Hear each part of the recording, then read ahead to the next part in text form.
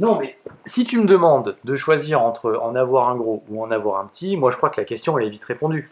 Bah ouais, mais au final, est-ce que t'as vraiment besoin d'en avoir un plus gros? Bon, enfin bon, ça c'est l'argument de ceux qu'on a un tout petit. Mais t'es sûr qu'on parle de la même chose en fait? Bah quoi, on parle pas de la taille de ma...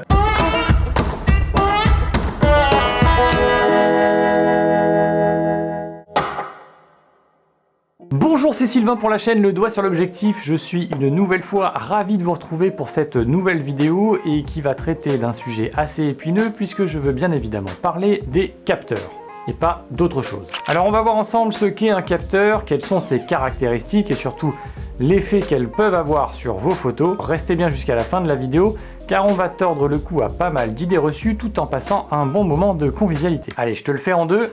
Dictionnaire. Robert, contenu, définition. Alors en photo, le capteur c'est la destination finale de la lumière. C'est le support sur lequel la lumière va s'imprimer pour concrétiser votre photo. Alors en argentique, le capteur c'était la pellicule, mais vu que je parle d'un temps que les moins de 20 ans ne peuvent pas connaître, on va se concentrer sur le numérique. Du coup, dans votre appareil photo, le capteur c'est le composant électronique qu'on va trouver derrière l'obturateur. Alors c'est pas un élément complètement uniforme puisqu'en fait il est composé de plein de sortes de petites billes, des photodiodes ou photocites, qui vont capter la lumière et la traduire en signal électrique analogique. Devant chaque photocite, on va placer un filtre pour ne laisser passer qu'une seule couleur, entre le rouge, le bleu et le vert. La modélisation de ce filtre la plus courante, c'est ce qu'on appelle la matrice de Bayer, qui correspond en fait à un matrissage grosso modo comme ça. Des lignes de photocites bleus, des lignes de photocites rouges et entre chaque des photocites verts. Alors si vous vous demandez pourquoi il y a plus de vert, je ne vais pas rentrer dans les détails mais sachez juste que notre évolution en tant qu'humain a fait que nous percevons beaucoup mieux les nuances de vert. Je digresse. Alors ça ne suffit pas à faire apparaître notre photo car le signal doit ensuite être amplifié et converti en signal numérique pour que vous puissiez enfin profiter de votre travail. Dans ce cas, si vous shootez en JPEG, le processeur va effectuer ce qu'on appelle un dématrissage en regroupant les signaux rouge, vert et bleu pour créer des groupes et chaque groupe correspondra à un pixel. Si par contre vous shootez en RAW, et bien dans ce cas c'est le logiciel de post-traitement qui fera ce dématrissage, d'où la plus grande latitude en termes de retouche avec un fichier RAW. Bah ok, mais c'est quoi la différence alors entre tel ou tel capteur s'ils fonctionnent tous de la même manière? Alors déjà, une des choses qui va différencier les capteurs entre eux, c'est leur taille. La taille de capteur dite standard, car elle est héritée de l'argentique, c'est le capteur 24 par 36. Vous le connaissez aussi sous le nom de plein format ou full frame en anglais. C'est également cette taille de capteur qui sert de base pour les notions de focale. Ce capteur reste encore réservé à des appareils plutôt haut de gamme, même si à force de se tirer la bourre, les fabricants commencent à tirer franchement les prix vers le bas. Le capteur le plus répandu par contre, ça reste encore le format APS-C. On passe alors à des dimensions plus compactes et avec une diagonale qui est 1,5 fois plus petite qu'un capteur plein format. Le dernier format très répandu, c'est le capteur micro 4/3 qui a des dimensions ultra réduites. Un capteur donc parfait pour les appareils photo compacts. Sa diagonale quant à elle est 2 fois plus petite que celle d'un capteur plein format. Alors sachez néanmoins qu'il existe d'autres capteurs encore plus petits, en dessous de 1 pouce de diagonale, que vous avez souvent sur vous, puisqu'ils équipent vos smartphones par exemple. Mais vous pouvez aussi avoir des capteurs plus grands comme le moyen format, mais alors là, il faut avoir envie de mettre 10 000 € dans son boîtier. Plus étonnant, il existe des appareils encore plus grands, comme l'appareil à chambre de Denis Malarkey, qui mesurait 10 mètres de long et avait des pellicules de presque 2 mètres de haut, tout ça pour faire du portrait. Ouais. Et ça change quelque chose pour mes photos? Alors carrément, déjà la focale apparente. Alors si la notion de focale n'est pas encore super claire pour vous, allez directement voir la vidéo sur le sujet pour mieux comprendre ce qui va suivre.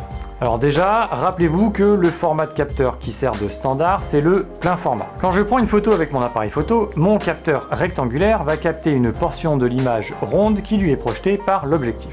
Si maintenant j'utilise un capteur plus petit, la portion d'image captée va être plus petite. Et le résultat, c'est qu'on va avoir l'impression de zoomer dans la photo, comme si on augmentait la longueur focale.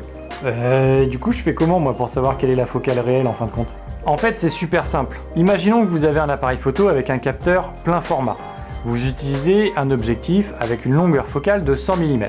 Dans ce cas, pas de problème puisque les 100 mm de votre focale, c'est les 100 mm de votre focale apparente.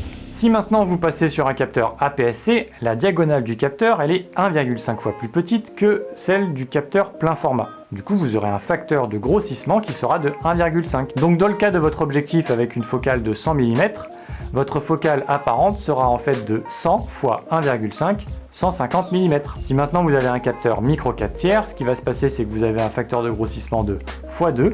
Du coup, votre focale apparente sera de 100 x 2, 200 mm. Aussi simple que ça. Alors par contre, j'ai entendu dire que pour faire un beau flou d'arrière-plan, il fallait un gros capteur, type plein format. Oui, alors c'est plutôt une fausse vérité, parce qu'en fait c'est une conséquence de ce qu'on vient de voir. Si j'ai un capteur micro 4 tiers, ma focale apparente va être le double de ma focale sur plein format. Du coup, pour avoir le même angle de champ, qu'est-ce que tu vas faire? Bah, je vais reculer. Exactement. Et du coup, tu vas changer la distance entre le sujet et toi. Ah oui, je m'en rappelle. Et on avait dit que si on s'éloignait du sujet, du coup, ça modifiait les effets de perspective et la profondeur de champ. Ah, je savais bien que t'écoutais un petit peu quand même. C'est exactement ça. On l'avait vu dans la vidéo sur la focale. Ce n'est pas la valeur focale, mais la distance avec le sujet qui influe sur la perception des distances et sur la profondeur de champ. Ouais, mais par contre, il y a un truc physique. Si j'ai un plus gros capteur, je vais forcément capter plus de lumière, donc c'est cool, non? Bah, pas vraiment. Si on reprend notre image du capteur et du verre d'eau, si je prends un verre et que je le place dehors sous la pluie, on va dire que la pluie c'est la lumière. À côté du verre, je place une bassine, donc avec une surface plus grande. Quand la pluie va s'arrêter, j'aurai bien sûr plus d'eau dans la bassine par rapport à mon verre. Sauf que si je regarde le niveau d'eau dans la bassine et dans le verre, il sera le même. La hauteur d'eau dans la bassine sera la même que la hauteur d'eau dans le verre. Alors du coup, vous allez me dire à juste titre que ça voudrait dire que le fait d'avoir un plus grand capteur ne changera strictement rien. Ça va changer quelque chose si par exemple j'ai deux capteurs, un APS-C et un plein format, tous les deux de 25 mégapixels.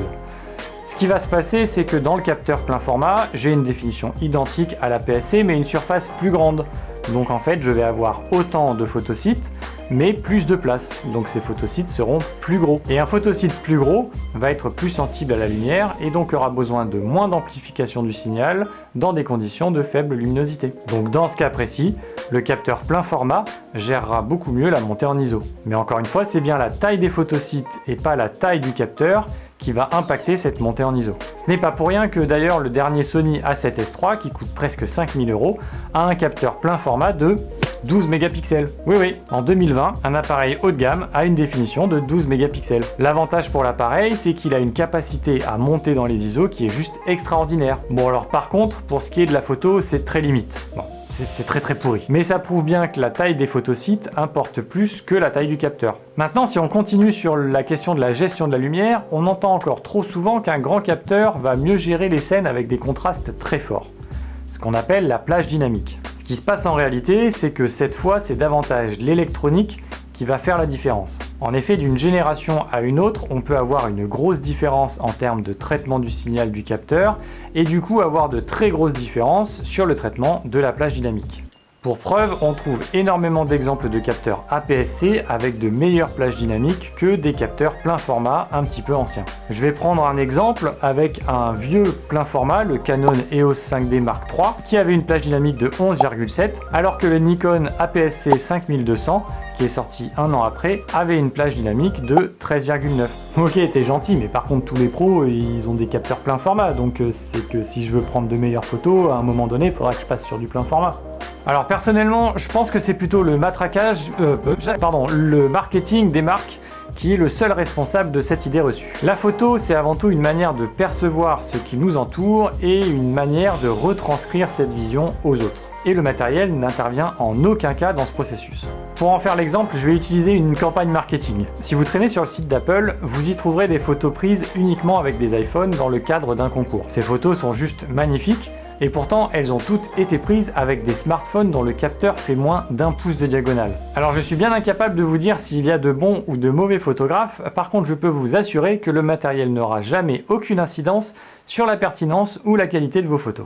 Voilà, c'est tout pour aujourd'hui. Merci d'avoir regardé cette vidéo jusqu'au bout. C'est une vidéo qui me tenait à cœur parce qu'on entend vraiment tout et n'importe quoi en ce moment sur les capteurs et notamment sur les pleins formats. Personnellement, ça me dérange parce que ça va influer obligatoirement sur les décisions qu'on va prendre en termes de choix de matériel et au final influer également énormément sur notre portefeuille. On va pas se mentir, les marques nous poussent clairement à adopter le plein format parce que les boîtiers et les optiques sont plus chers et pas parce que ça va nous aider à prendre de meilleures photos. Alors j'ai rien contre les capteurs plein format, ni contre les capteurs APS-C au micro 4 tiers.